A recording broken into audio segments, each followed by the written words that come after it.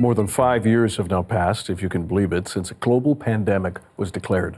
But COVID-19 remains ever present, and there is more research on the long-term effects the disease has on the human body. Dr. Melissa Lem is our medical columnist and joins us now. Good to see you, Doctor. We know some people recovered quickly from COVID and others got long COVID and been still dealing with this. What are you seeing in your practice?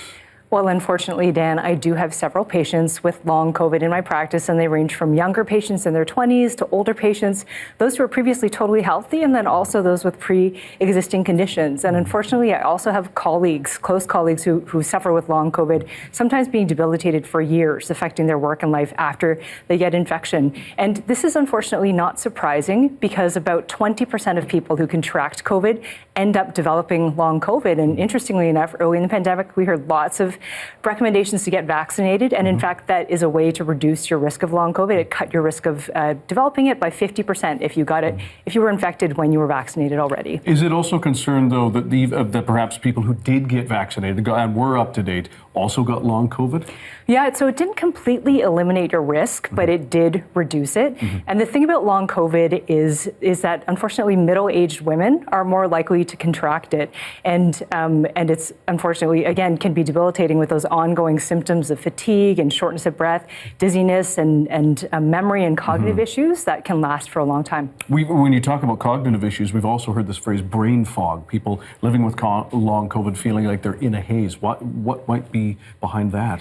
Well, the term brain fog really became more popular during the pandemic because after people were infected with COVID, they were seeing more problems with slow thinking, word finding difficulties, and memory issues. And the cause behind it, one of the major causes is inflammation. When your brain tissue is inflamed, it doesn't work as well. And also when you're dealing with those ongoing symptoms, you tend to get more depression and anxiety, which can also affect your cognition. And in terms of people who tend to get brain fog more often, it's those who have more severe infection and also those with pre-existing conditions like diabetes, heart disease, depression, and anxiety, and also being lower income can increase your risk because those socioeconomic factors come into play. Why is it, you mentioned middle-aged women, why is it we're seeing more cases or that they're more susceptible?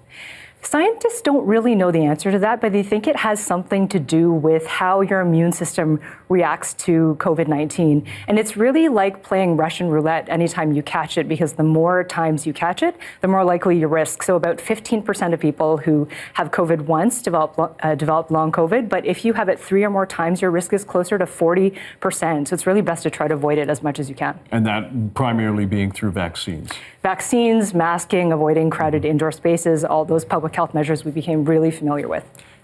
Are there any possible or effective treatment options for people who are living with long COVID? We know we've seen lots of studies about how people are doing and in Canada and the US. Anything that can give people some hope who live with this?